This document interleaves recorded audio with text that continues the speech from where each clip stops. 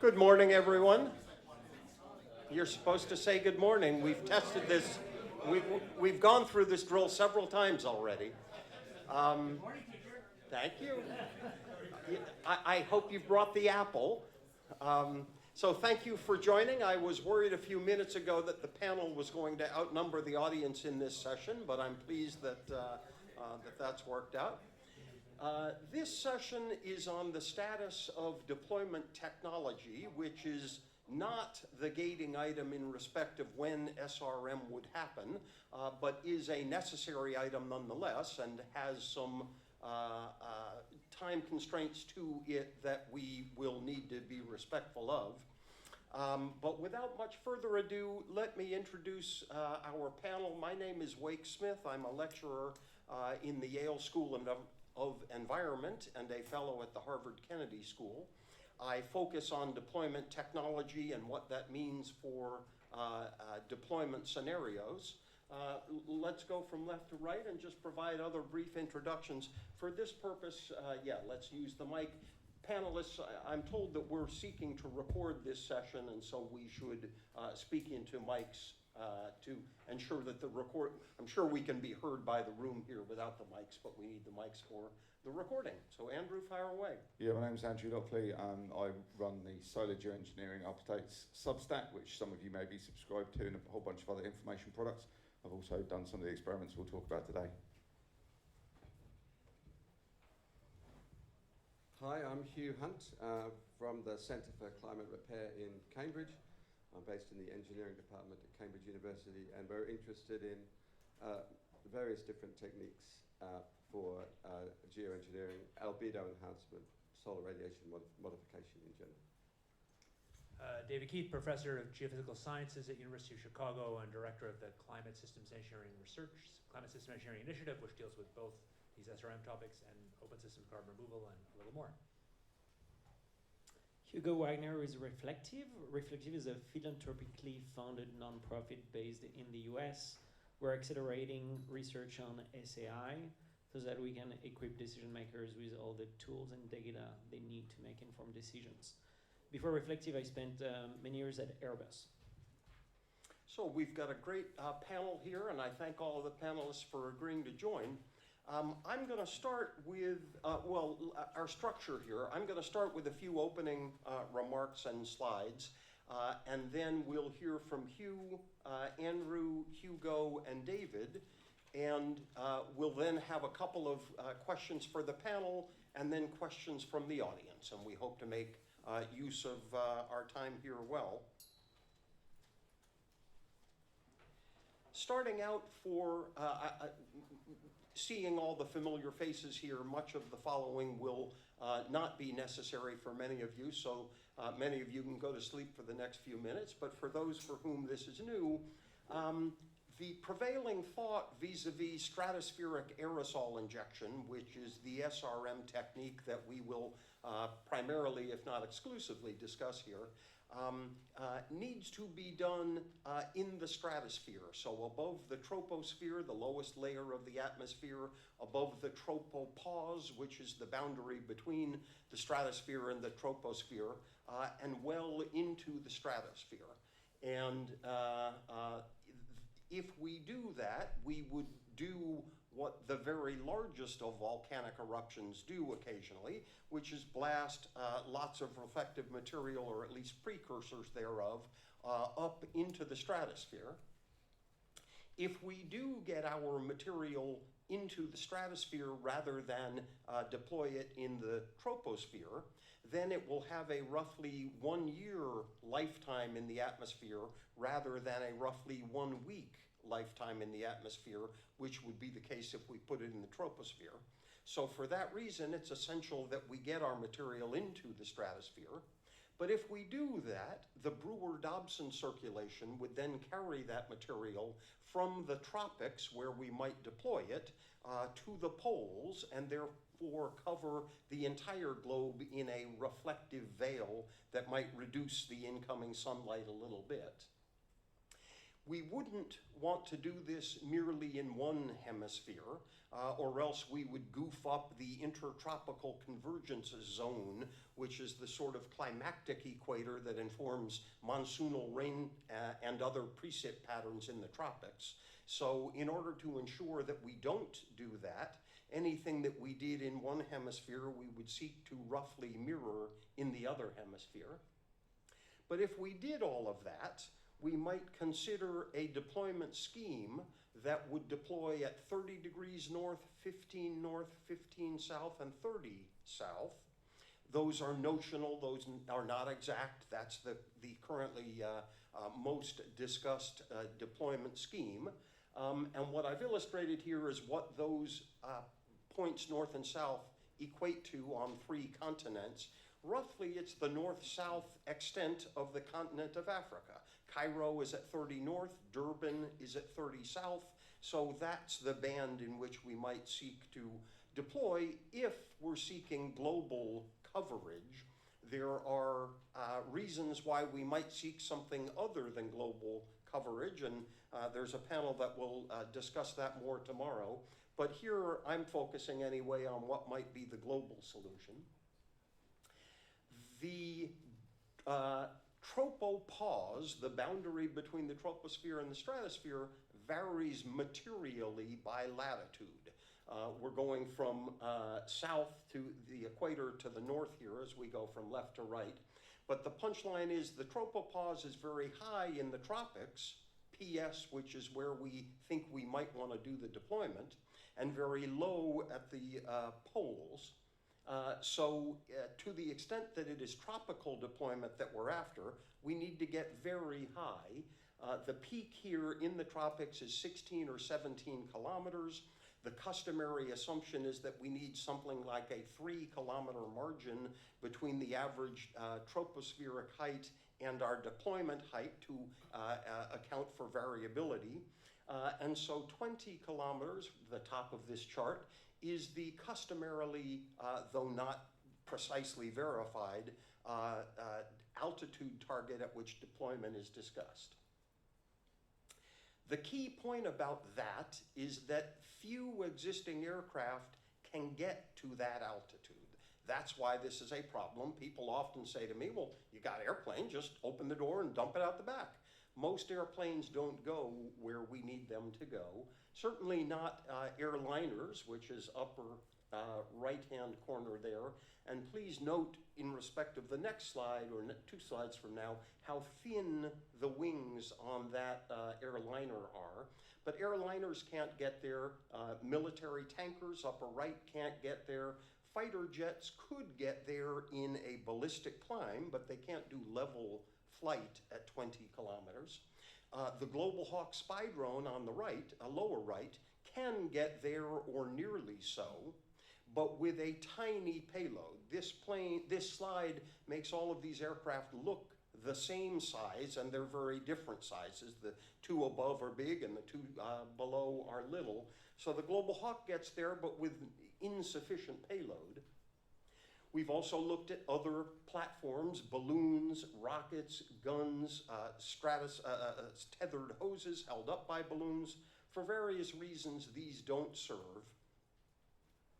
But it isn't that we can't do this. 20 kilometers is within the boundary. It's right at the ragged edge, but it's within the boundary of where we think that traditional aircraft could fly.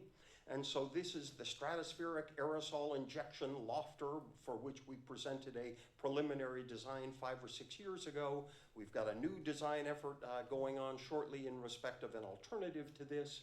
But what this preliminary design demonstrated is that one could get to this altitude with pre-existing technologies, pre-existing engines, pre-existing wing planforms, pre-existing navigational technologies. So there's no unobtanium that is needed to design a plane to do this. It's just that no customer has ever needed an aerial dump truck that goes to high altitudes, and therefore nobody has produced one. But we could produce such an aircraft if it were called for.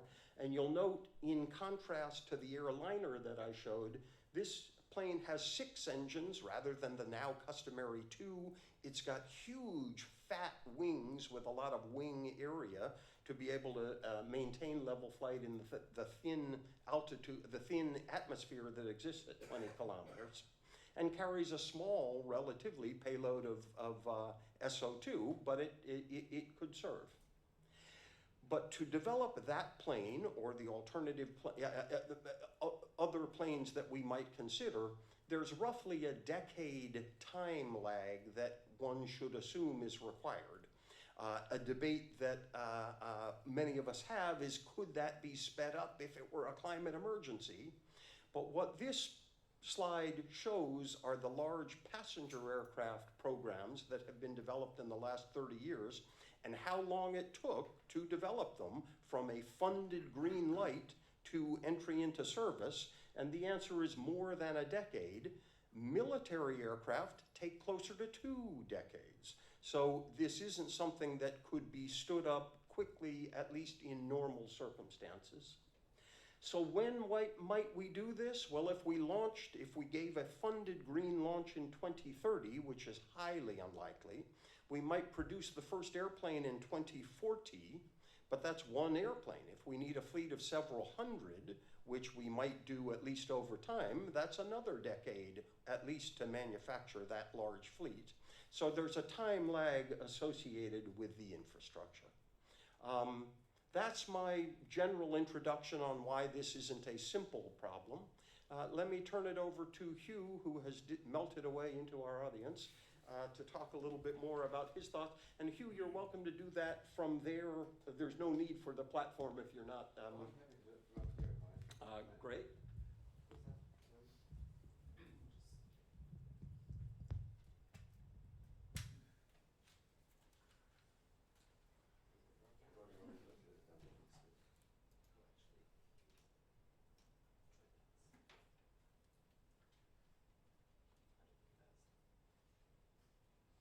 That's okay. Does that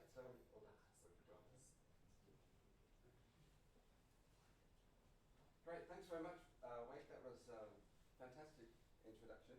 I want to talk a little bit about the numbers behind all of this. Wade mentioned that kind of the inspiration, if you like, for stratospheric aerosols was the eruption of Mount Pinatubo. Excuse me, is the mic working? It needs to be turned on.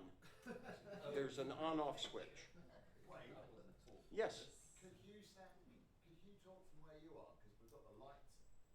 That might be safer, actually. Illuminating Hugh.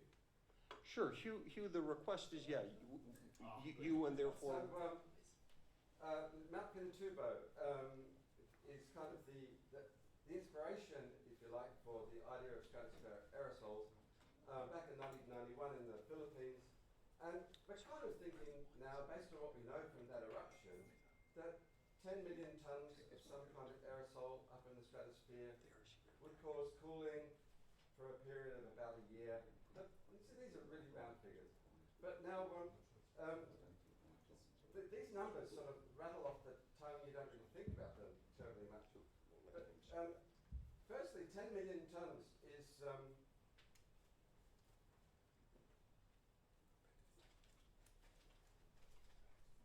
want to use this mic? Yeah. I'll go over there.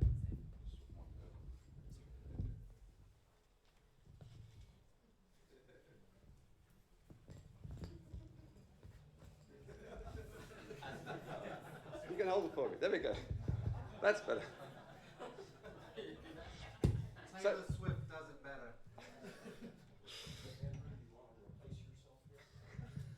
Is this one going?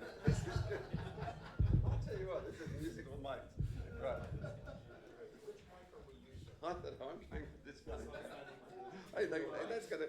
This one works. That one does too. Oh, look. I'm a politician now.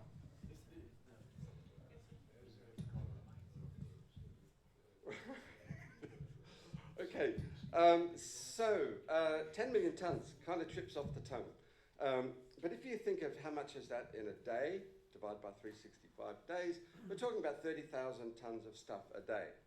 Now, the kind of payloads that we can put in these aircraft, if we're talking about the really high altitude, ultra specialist aircraft, which might have a payload of a ton or so, then that's 30,000 flights a day, which is just not tenable.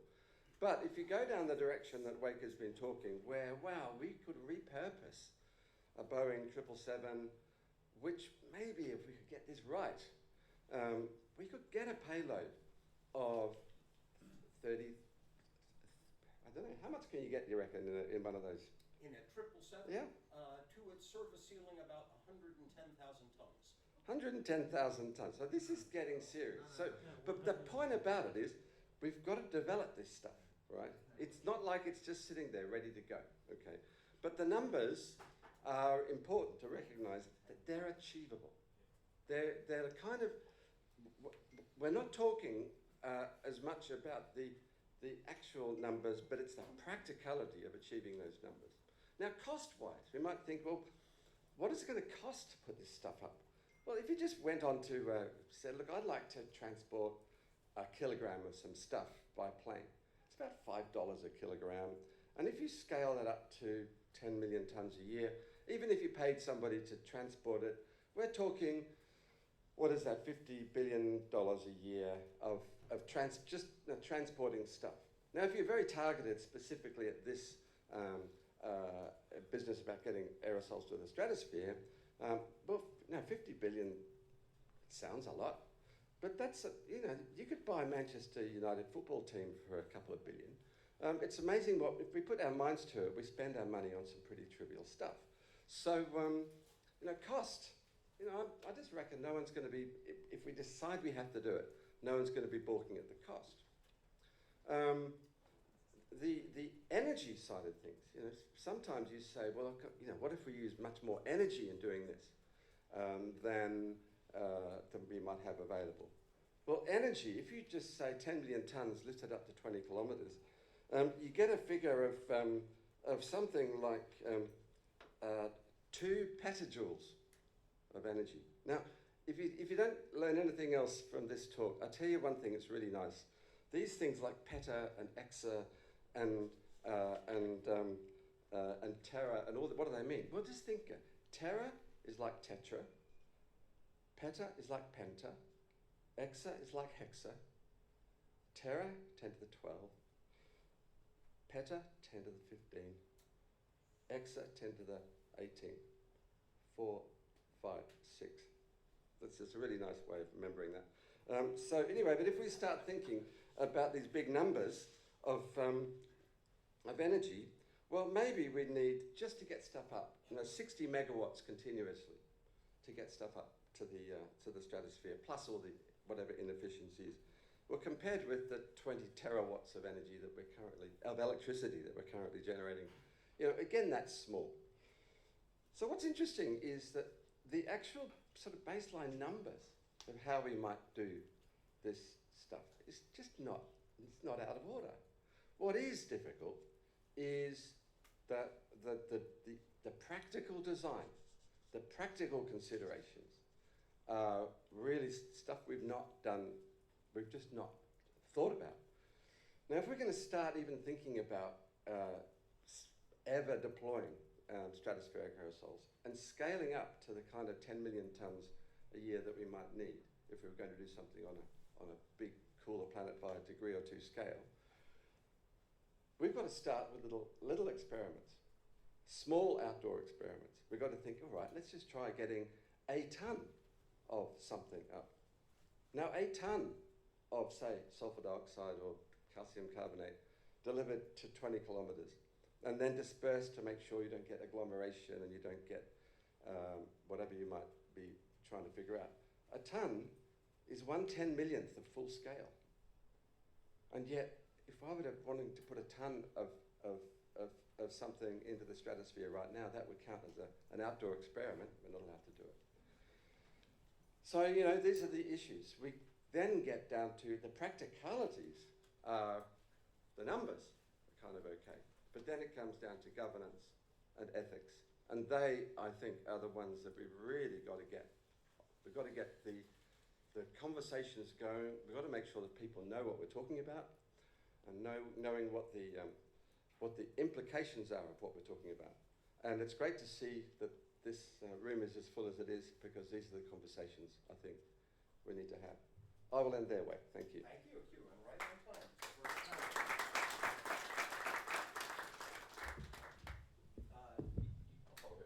Well, but you need to control the Okay. slides, right?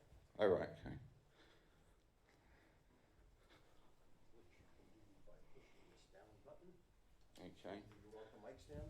No, I'll use the mic. I like to feel a little bit protected and secure and hide behind my microphone. So I'm Andrew Lockley. If you don't like my stupid hat, then blame Andy Parker because I had a nice sensible hat on earlier and he sent me back to change it because he thought this one was funnier. So I'm currently an independent researcher due to being made a pariah by what you're just about to see. I'm going to talk to you about some current draft paper that we're doing at the moment to try and appraise the various different technologies that are available. There might be something a bit more left field than what you heard Wade talk about. So what you've basically got here, if you look at the colour chart from the most pale, which is the kind of least ready, and to the most ready at roughly 9. So we've got parameters like technology, readiness level, scalability, environmental impact, financial viability, all of these things that you might want. We're appraising these various technologies on a scale, and you'll see these apply to each individual tech in a minute. And then we've got a weighting, you know, do we care much about financial viability? Probably not super much. It's not a very expensive technology, so we've only weighted that 15%. So we've got a kind of weighting system. So I'm just going to rattle through the various technologies that you'll see, some rough categorization. This doesn't make a lot of sense because we're mixing up stuff that isn't really comparable. So if you start from 1 on the top right, you've got the specific SRM companies. Make Sunsets, give us a shout, where are you? Yay, Make Sunsets in the room at the back. You've got Stardust, who are probably here in stealth mode or something. Nobody can quite work out what they're doing or why. Then you've got various rocket companies which just happen to be good at going through the atmosphere, obviously, because they want to go to space. Then you've got some propulsion companies that do various forms of whiz-bang technology to make things go quick or high. Then you've got miscellaneous emerging companies, which is just a pile of stuff that we couldn't find anywhere else to put in. Then we've got supersonic and hypersonic aircraft, which is like number 3, put in a plane to make it go fast. And then you've got fancy solar electric, hybrid, futuristic tech. So just rattling through this very quickly. We're not going to give a lot of detail. Make Sunsets, obviously the only commercial deployer at the moment. We've scored them relatively low because I think their technology is going to be difficult from an environmental point of view, which is why my experiment series has dropped. Balloons, they will fight me in the car park over the numbers I've given them, but that's what we scored them in this. Then we've got Stardust, the men of mystery with no picture. Who knows what they're doing, but it's stuff, and it's probably relevant to SRM, we think. Then Zero to Infinity do kind of take stuff up on a balloon, launch it with a rocket, to give you the ability to get up a bit higher. Not complete madness, but not, I don't think, designed. I think they're doing some stuff relating to SRM. I don't have a lot of information on them. I think we might need to update that. I don't know whether they're that active at the moment. SpaceX, obviously, they're pretty blue chip. Everyone knows about SpaceX and what they do. We scored them pretty high, not because they're aiming at SRM, but because they can lift a lot of stuff very quickly, very reliably into the stratosphere. So if you want to go and do it quickly, do it at scale and not have it blow up into a million pieces when you do it, go and speak to SpaceX. Similarly, Blue Origin, a bit like SpaceX, but not as good. If you want to launch Katy Perry, it's fine. If you want to launch SRM, probably not as good. Then you've got Dawn Aerospace. They have got, from what I recall, these are quite well organised and have a reasonable TRL, a sort of middling technology readiness level. So they're more like that kind of old HOTOL spaceplane concept, runway launch, and then return to base. Sierra Space, they're doing 6-ton reusable, so similar to some of the lower mass SRM companies. You don't have to learn about all these companies. What I'm doing is just trying to show you that there's a lot of tech out there that's developing independently of SRM in many cases that could be applied. If you want to launch stuff high, going fast and pulling back on the stick will do it, or flying up in a rocket will do it, or using any other technology. So it may be that these problems just become solved by us watching other people. Stratolaunch, very similar to the doomed Virgin Galactic. Similar concept. I think it was built by the same company, Scale Composites. And they drop a plane from the middle, and the rocket plane that goes up from the middle of that. Boom Supersonic. I think Andrew, you've got some. You've been talking about these guys, yeah, haven't you? So these are sort of Concorde-like planes, mainly for passenger use. And I forgot my timer. Wait, how am I doing for time? You've got 3 minutes. Right, okay. So Boom Supersonic, they're like Concorde. Venus Aerospace, hypersonic, much faster. Now, rattle through a couple of these propulsion companies. You've got Hysonic Technologies. They've got rotating detonation engine. They're not the only one that has a rotating detonation engine. So the flame front goes round and round the engine. Very cool technology. Astro Mechanica, again, very cool technology. They have electric compressors on the jet. So in the normal jet, it's got a shaft that couples the compressor to the turbine, and Astro Mechanica do that electrically. Velantra is another rotating detonation engine company. Spin Launch is very cool. They basically whirl the thing around and round and round like a cowboy with a lasso, and then snap a bolt on the end of it, and it comes out of this launch tube, and it goes at orbital velocity straight out of this kind of rotating cannon. Absolutely awesome. Skyora, little rockets. That's pretty much the end of the technology. Zephyr, a big solar electric plane that flies indefinitely. Good for monitoring, not so good for carrying stuff because they're not very powerful. I'm going to skip the summary because I've got a lot of time. Very brief on, I'm infamous for launching the Satan balloon, the first verified deployment of SO2 to the stratosphere deliberately in pursuit of SRM. I got told off a lot for that, including the name and the experiment. So we then moved on to fixed wing. Yes, we have fast air. Yes, we are airborne. Right now, that's the Satan 1B, and we've got the Satan 1C, which is bigger, not depicted, but broadly similar pattern. Video's not available, unfortunately, because we're launched. So at the moment, we are at currently 32,000 feet, 283 kilometers an hour as we speak on our first flight test. Going to be pushing, yeah, that's probably the limit of the envelope. We had it up to Mach 0.4, so that definitely counts as fast air. Sorry, the video's not available. If you want to find more about SRM and my work, everybody's work, if you grab that QR code, that's the weekly updates. It's not about plugging my work, it's about everybody working in the industry, science, engineering, tech, everything. We've got that on a weekly update for you. I'm Andrew Lockley, thanks for your time.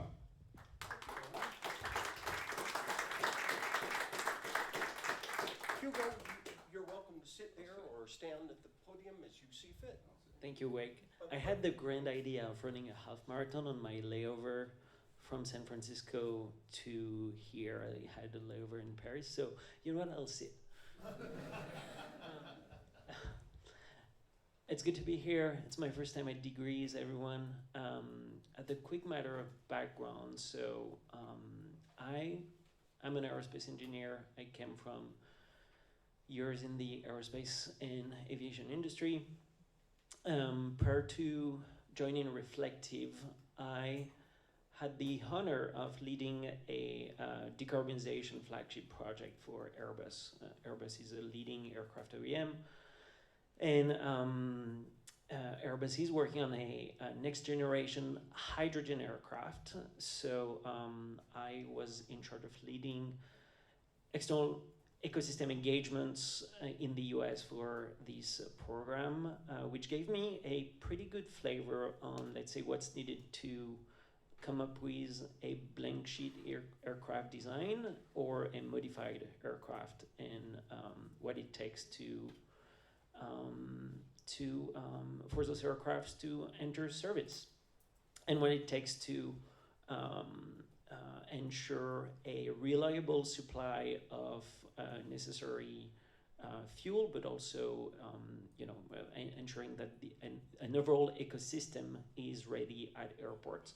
It also gave me a good flavor about what regulatory challenges can look when it comes to this type of new aircraft implementation. So I'm mentioning that because this experience is tremendously helpful when it comes to understanding better what it will require for us as a society, but also for major aircraft OEMs to enter this potential new vertical for them. So at Reflective, we're quite agnostic when it comes to the potential deployment efforts of SAI. We just want to make sure that the research is done, just in case we need it. So, we have the honor of working with people like David, Wake, and others in the room, so that we can ensure that everything we're doing is anchored into science-based considerations.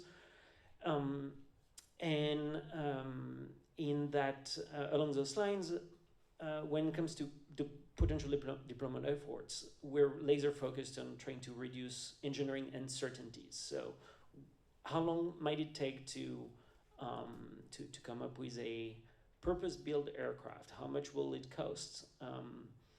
What is necessary for governments to step up now? What type of approach can be considered strategic at the moment?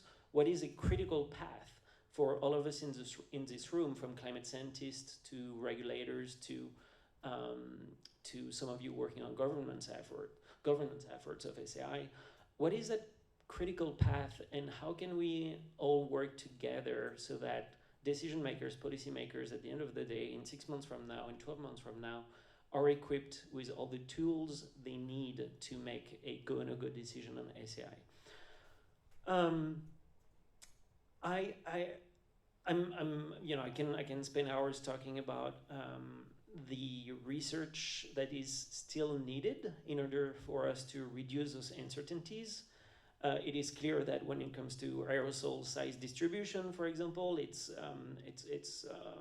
a lot of research still needs to be done in order to understand aerosol microphysics. 3 kilometers above the tropopause, at 60 degrees north, at 30 degrees north, or at the equator. But regardless, let's say we solve all of that, and by solving, I mean we reduce those uncertainties tremendously. When it comes to really understanding what a fleet of purpose-built aircraft, because let's face it, as far as I'm concerned, I'm quite certain that we will require at some point a purpose-built fleet. Yes, in the early stages of deployment, repurposing some existing aircraft, using some aircraft that can be purchased on the military surplus can cut it. But in the long run, if we really, as a set of nations, want to be serious about this, it will probably require a fleet of purpose-built aircraft. So I can tell you, right now, one of the challenges is to have meaningful discussions with the people who would be in a position to build those fleets, right? I'm not privy to what my previous employer is doing at the moment when it comes to these type of considerations, but I think it's fair to say that neither Boeing nor Airbus are working actively on any form of SRM or SAI trials or long-term 2050 plus type of program. I know that for a fact, and maybe it is up to all of us to start making that critical path even clearer for these aircraft OEMs.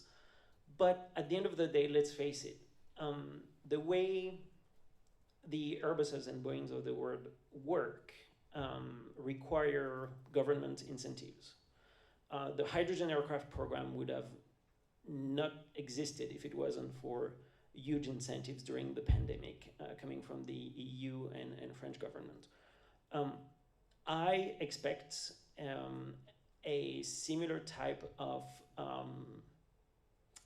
decision-making process to happen for SAI. So hence the importance of engaging not only with the technology providers and the aircraft OEMs, yes, that's great, but there is only so much we as a community can do.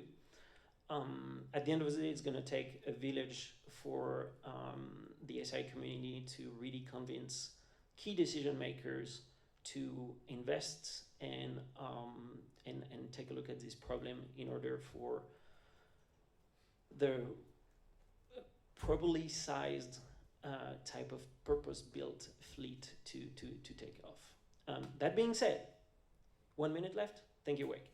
That being said, everything in aviation is about trade-offs, right?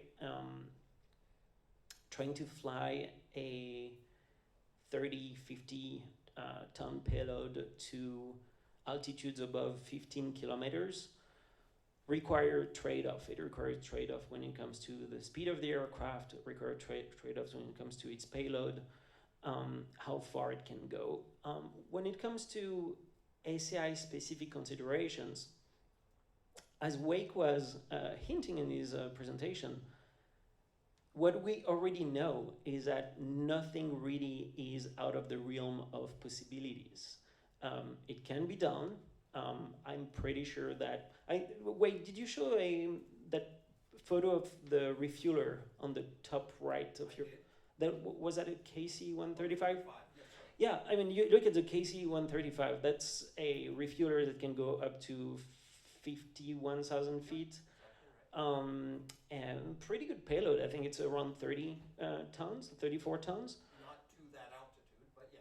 Right, but so you could fairly get what, a 20-ton payload of liquid SO2 to that altitude, let's say. You can do stuff. KC-135 I've been bought by a few private companies, and the boom of that aircraft can be repurposed to spray SO2 in a way that could make sense. When people talk about what's possible with existing fleet, sometimes, as you just said, they tend to oversimplify the issue of converting existing assets. Just as a order of magnitude, the amount of money it took to convert a 747 or a DC-10 aircraft into an air tanker for firefighting purposes was roughly in the order of $30 million to $50 million. So, it's a sizable check. It's not a check that any one of us can write, but for one aircraft, it's not out of the realm of possibilities again. Now that takes time. The lead time can vary between 6 months and years. So it would probably be known in the aerospace community that anyone is working on that, and at the moment it's not really the case. Thank you, Hugo. And last, a man who needs no introduction, Keith. Thank you. Thanks a lot for doing this, Wake. So I'm going to try and suggest that the technical barriers to reasonable deployment is less than you've heard in these previous talks. That there's a way that probably if you heard that, it sounded like really a lot of wild engines that haven't been developed yet or really complex things. I don't see it so much that way. And I think for two kinds of reasons. One is I think there's a bunch of reasons that it's technically a little bit easier. That in fact I think Wake and Hugo in different ways, we're all, as I'll tell you, working together and actually getting engineering done. But maybe more importantly, because I have quite a different view about what's a reasonable deployment. And for that, there's no right or wrong at all. I can't defend it. It's perfectly reasonable to say that the right amount of deployment is 0. But let me just put out a benchmark, which I think is useful in my head, which would be cooling the world down at a ramp rate of 1/10 of a degree per decade. So you cooled it down 1/2 a degree 50 years from when you started, say, order 60 years from now.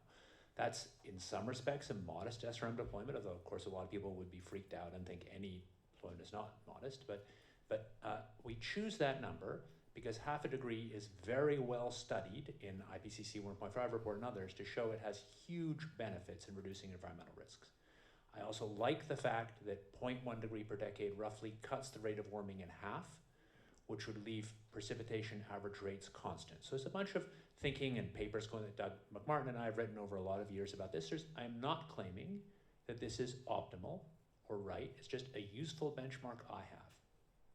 But I think these benchmarks matter because you've heard earlier this idea that we should do 10 million tons quite quickly. And I agree that that's perhaps hard to do and require a big startup. I personally would oppose it very strongly. And I think it's actually hard to justify politically or environmentally. And so I think it's important what the benchmark is. So I'm setting that as a benchmark, not claiming it's the right answer, but it's an answer that's big enough to be useful and something that I think is in some ways credible and studyable. So let me turn that into these numbers.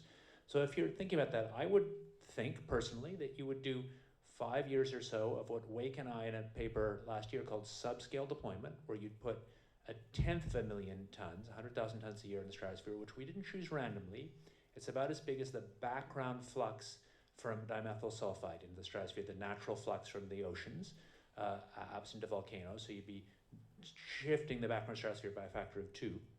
And then after you watch that very carefully, then you could start this ramp at the kind of 1/10 of a degree C per decade, which means sort of at the end of that 15-year or so period, you'd be talking about deploying some half or third, between half and a third of a million tons a year of S units, sulfur units. And I believe those are also the right weight units. So as Wake and I participated, we've actually gone back and hired a leading sulfur safety consultant, a woman called Angie Slavens, and done a bunch of work with engineering firms. And we've pretty much convinced ourselves that there's not an obvious reason why you'd use SO2. I think we'd use H2S. They're both actually very toxic gases with acute crash risks where the aircraft happens, but there's not a lot to choose between them. And there's a factor of 2 weight saving. There's also actually some thermodynamic reasons why H2S is actually easier to vaporize at stratospheric temperatures than SO2 for droplet size. So we're pretty convinced that's what you do. So then you can take these weights more or less directly as the weights you need. So one of the reasons why my answer looks different from weights is I'm dividing, first of all, by 2, because I'm assuming you're lofting H2S, not SO2. And second of all, I'm dividing by about 3, because I'm assuming you're not, in a decade and a half, suddenly going to go to be cooling the Earth to degree C. Of course, somebody may think you should cool the Earth to degree C in a decade and a half. I would personally oppose it, maybe even try and raise an organization to oppose it, but I can't say it's intellectually wrong. I just wouldn't defend it. So that's where I say if you're coming to something that's more what I personally think of as a reasonable deployment, say this benchmark that a bunch of us are writing a big review paper about, half a degree C in half a century, and if you're talking about H2S, then the problem looks quite a lot easier. So you could certainly start using, as Wake and I published, these business jet class aircraft, get to about 15.5 or so kilometers with 10-ton payloads, so it needs only 10 of those aircraft, 10 aircraft with reasonable operation to get you this 1/10 of a million tons a year. That's easy to procure.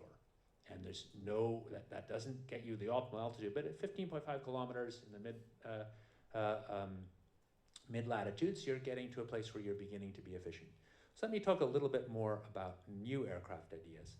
I think that it's really exciting to have people like Hugo joining, and now I'll show you some results, but basically Wake, Reflective, Phil Ansell at UIUC were funded by QCF and other donation funds. Collectively, we're spending about $1 million in a bunch of engineering studies over the next year or so.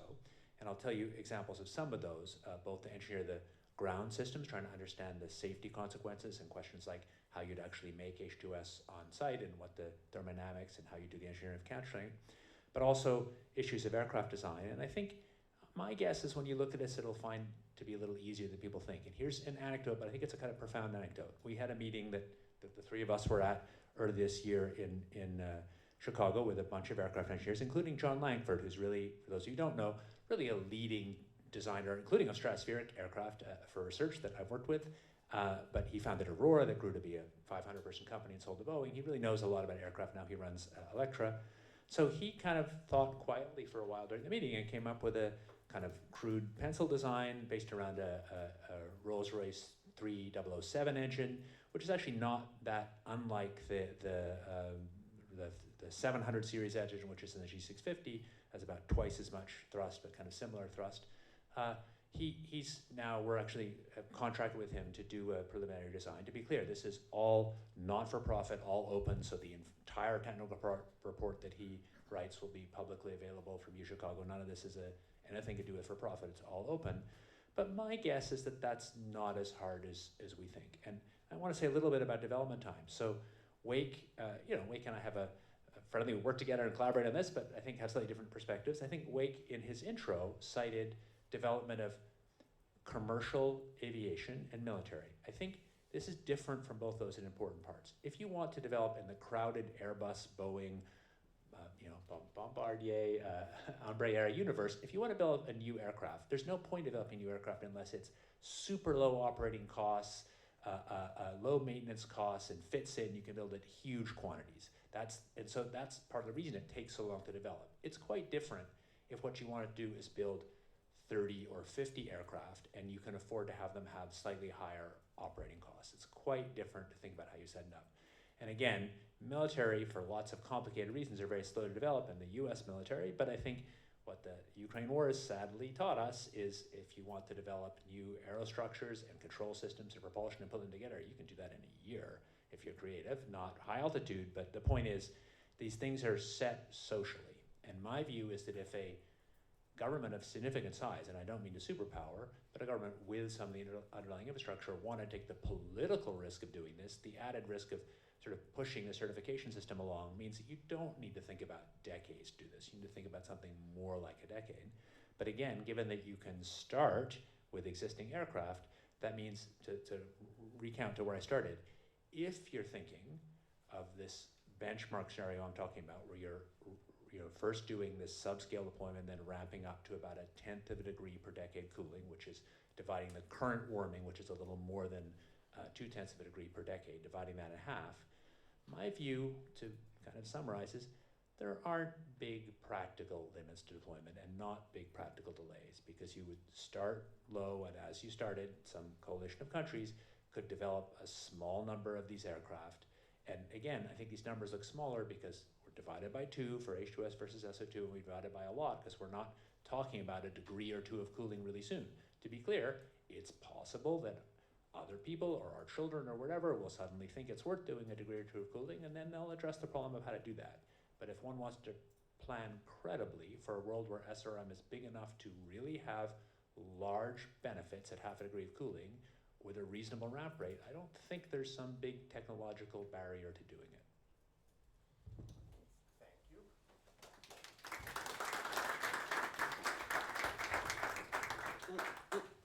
Allow me to parenthetically say a difference that should be noted between the scenarios David is talking about, which we are collaborating on, and the slides I showed earlier.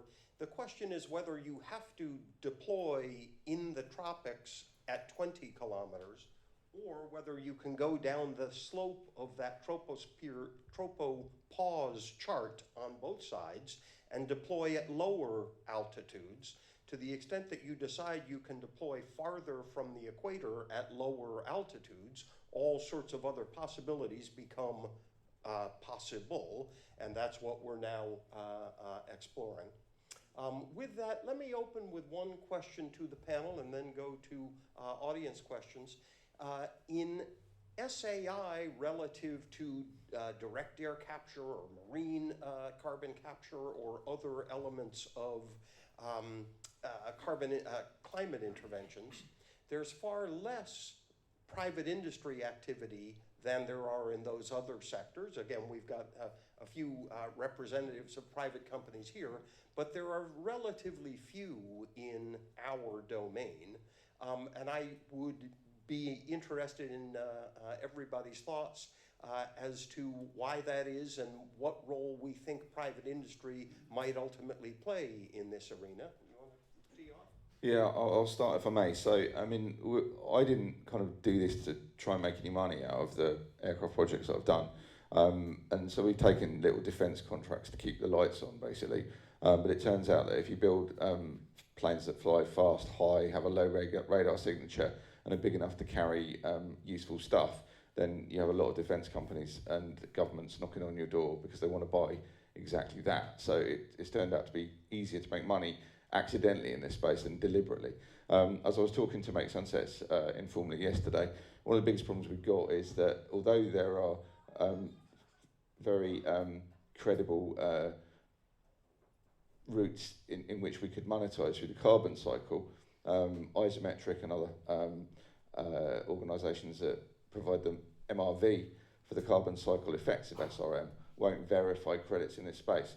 And I can't find anybody that will verify in this space, and nor have I had any good reception from talking to these companies. So yes, I could launch tomorrow and would be happy to do so if there was carbon credits and social oversight and all the other things that you need.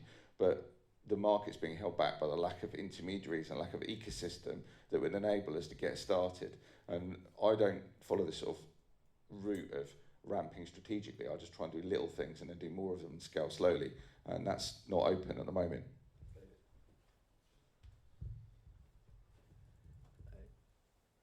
I don't think the market is the arbiter of everything as a useful way to think about topics like this. I think competitors that are motivated by market or capitalism to provide products or services is highly useful, but that's different than having them actually determine what happens. So I think of that both for open ocean alkalinity and for SAI. So one time I was on a panel about carbon removal, and a senior person beside me said basically it couldn't happen without market in dollars per ton, and it's extraordinarily blind.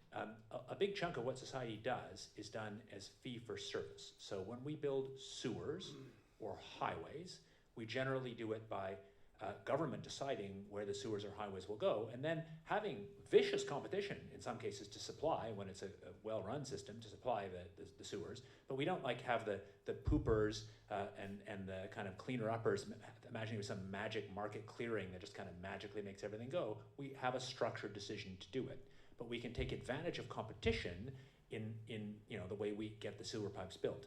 I think of this the same way. I strongly oppose the idea that kind of free competition just figure out how much to cool the planet, one planet. But if governments in different ways, that doesn't mean all governments or some universal agreement, but some collection of governments with some reasonable legitimacy actually move forward to do this, then they could pull from energetic capital competition cheap ways to do it from these aircraft companies, as we are now paying John Langford to do this, and it'll be open. I respect the fact that John's learned that all in the open market, but the decisions about what to spray, I don't think should be made in a kind of per ton basis. I mean, maybe to just finish. Andrew, if you literally connected these two markets up, given where the current carbon market is, either you would do so much SAI that you would freeze the world to the equator, given if you just do the math, or you'd crash the carbon market to zero. I don't think we want either of those outcomes. So I think that, the money is one thing, but it isn't going to be hugely expensive in the grand scheme of things to get these kind of technologies going. But where I think, getting permissions, getting the visibility of doing a stratospheric aerosol experiment, we've got to make sure that it's that we do it in a way that people are happy that we're doing these experiments. And one of the things that, fortunately now, the UK government has put 60 million of government money into outdoor experiments or to doing experiments, research on geoengineering. It helps to legitimize the activity.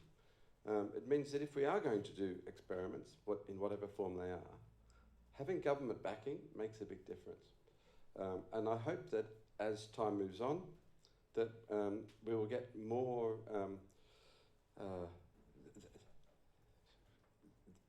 greater visibility of what we're doing, of the research we're trying to do, and moving forwards. It's not the money that really matters; it's legitimizing what we're trying to do. That's my view. Hugo, do you want to take a swing at that? I mean, there is only one or two words that can maybe attempt at summarizing an answer to your question. Social license. I don't think the social license is in place quite yet for SAI to be fully understood by communities. Do you have a word? I mean, it's interesting here. I have no idea. I think social license is something people like to say, but it doesn't clearly mean anything. It'll never be perfectly understood. I really think people think very differently about it. I think there is a way in which national governments matter, and there's a question of which combination of national governments would do something. Nothing ever gets agreed by everybody. No, but Wake's initial question was, why aren't we seeing more private efforts? And I do think there is a barrier to entry when it comes to the upfront investment anyone would need to undertake to, let's say, commercialize any of the non-flying parts or flying parts required for SAI. And part of the equation is the unknown aspect of the social license. That's why I was mentioning it. So we've got a few minutes for questions, and I'm going to be the mic runner here. We've got limited time, so please make your questions.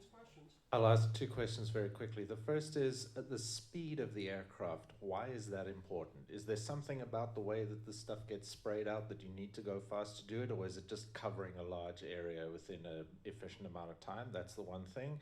And the second question is, if you were to do an initial experiment of a scale that is large enough to get some kind of useful results or measurements out of, not to necessarily change the planet, how much would that cost and how quickly you could do it? I'm thinking, modifying a Gulfstream jet and putting a tank in it and getting it up in the sky or whatever. How quickly and how much would that cost to, as I say, get a usefully large experiment up in the air? I'm working currently on the second thing, so let me take that. Look, you could buy a run-out G5 for less than $5 million. It gets to the 51,000 feet that would be useful for experiments in mid and high latitudes, but not in the tropics.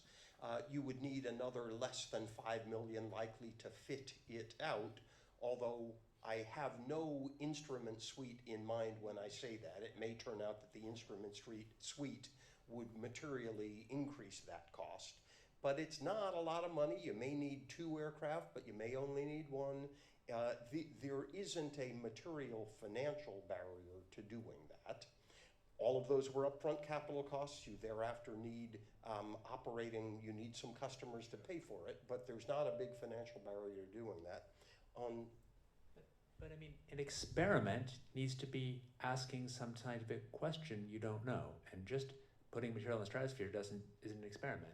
And I mean, if you want to measure something interesting, you need a suite of stratospheric instruments, of which there's actually really only one strong group, Dave Fahey's group in the world, which is now being cut by the US government.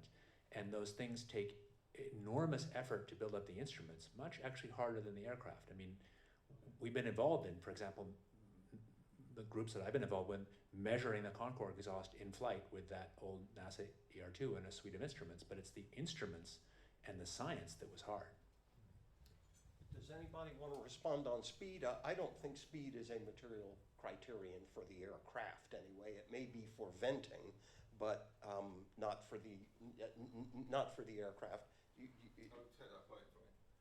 The reason that speed is a factor is that the basic limitation is that you can't get air-breathing engines to work very well at altitude. So if you can get them to work very well at lower level, you can pull back on the stick and rely on your speed to just get you up the ballistic climb that Wake was talking about earlier, which is, I think, the F-15 Eagle, Screaming Eagle, right? Gives you the ability to ballistically climb and then drop, and that's how, like similar to the way rockets work. You're not relying on straight and level flight to do it. Just to take the point, I don't think you need big aircraft to do small scale experiments, and you can buy pairs of drones and fly them in, like one in front and one behind, sniffing the exhaust from the one in front, right? And yeah, you can buy Gulfstreams for 5 million, but I've seen Learjets for like £300,000. Like someone quite wealthy could buy that, and yeah, it's an old banger, and you wouldn't want to fly it a lot, and the maintenance would be high, but it'll work. It doesn't get to the same altitude, but yes, sir. I think it's important to mention, since your first question was on speed, the speed of the aircraft at those high altitude is one of the trade-offs that you need to carefully think about. One of the refueler tankers that Wake showed earlier, at 50,000 feet, there is something known as a coffin corner in aeronautical engineering. So you need to trade speed for payload and range. The KC-135 5 would be probably limited to 400 kilometer per hour. A Gulfstream business jet would probably be limited to 300 kilometer per hour at 50,000 feet. So that has implications on the type of injection method that you can use and the rate of injection. If you care about the length of your plume for an experiment, for example, you probably want a plume that's not too big but also not too small, right? You want to think about these considerations, and I do think that as a community we need to spend more time on the type of injection systems and optimal injection rates because of those considerations. Huge consideration. Sean, I'll go to you next. And then Thank you. Wake, you talked about aircraft design being a trade-off and actually the whole roadmap for technology development being actually a trade-off. So is there a role for actually almost everything that we've heard this morning about it being a trade-off and a development starting perhaps in the higher latitudes, but actually as part of a pathway if you ever wanted to consider sort of deployment and what we would learn sooner with lower altitude, higher latitude deployment, but migrating as technology then allows us to go further? That's probably a question for all panel members. I'll say yes and then pass the mic. Anybody else? Go ahead. This idea comes up again and again that somehow we would start polar.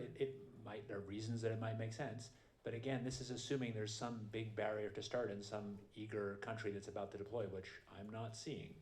And if this kind of ramp rate I talked about makes any sense to you, I have no idea whether it does. It's not obvious that you have to do that. But I want to caution, this conversation I felt got very confused. Experiments are there to measure something that's some scientific uncertainty we actually have. That's to me a pretty separate discussion. We could spend hours on that. But just being able to put some gas into the stratosphere, like if you put SO2 in the stratosphere, it takes a month to oxidize. There's no experiment I can think of that's interesting that you do for that. So I think there's been a real kind of disconnect to this conversation.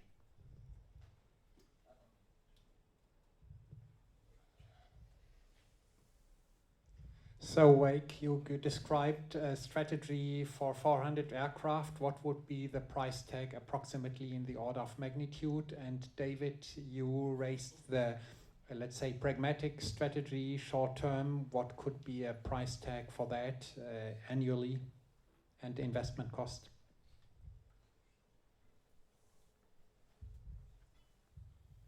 Who wants to respond on that? Hugo, do you have a shot on cost per new aircraft? It's too early to say. You can answer on our Gulfstream thing. We published together. Yeah. Again, Gulfstreams are tens of millions of dollars. It depends on how much life is in it, but the new aircraft of the sort that I showed earlier is $100 or $200 million a copy. That's the order of magnitude. Cost won't be the driving factor here. If we all just shook out our pockets, we could get enough money in this room to pay for this. Joking, but relative to adaptation or mitigation or carbon capture, solar geo is cheap. That's not a reason to do it, but that happens to be the case. Thank you very much. I want to find out the effect of these aerosols on the stratospheric ozone layer, 1. And 2, again, noting that under the Montreal Protocol, we've been protecting the ozone layer for about 4 decades now, with funds from donor agencies for developing countries to meet its binding obligations. Millions of dollars have been put into that. And the technology transfers. What is the law put in place for further protection of the ozone layer from this injection of these substances into the stratospheric ozone layer? Yeah, thank you. Go for it, David. You know more about it. Well, but I think it's Wake's decision what question. So to me, that's a really interesting, complicated question that many people in the room worked of, but it's really not the topic of this panel, which isn't to say it might be more important than the topic of this panel. And I can see lots of people who are expert at it, but I think it's really Wake's call how we're managing questions like this, because it really, I don't know. Maybe we'll say it's for a different panel. In the back there, the lady, let me.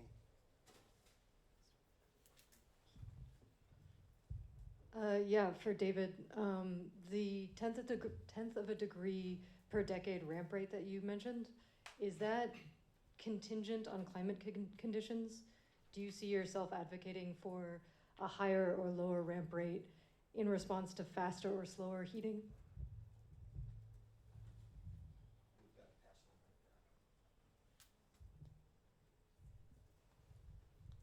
That seemed to be in the first order for you, David. It's just, I think back to Rob Sokolow's original kind of wedges framework, and I think it's useful to have a benchmark to analyze without claiming it's the best thing. But I think there's a way in which there's been, as we all in the room know, there is no such thing as SRM. There's this giant range of things, from things that would hugely be destructive to things that might actually be quite beneficial with low side effects and hard to know. And to me, this business of ramping up at 1/10 of a degree C per decade to get to 1/2 a degree C, which is nicely coincident with something we studied a lot, is big enough to, I think, be useful and something we can study carefully. And I think the question of what individual things people want to advocate for, up to them. I don't have a strong answer.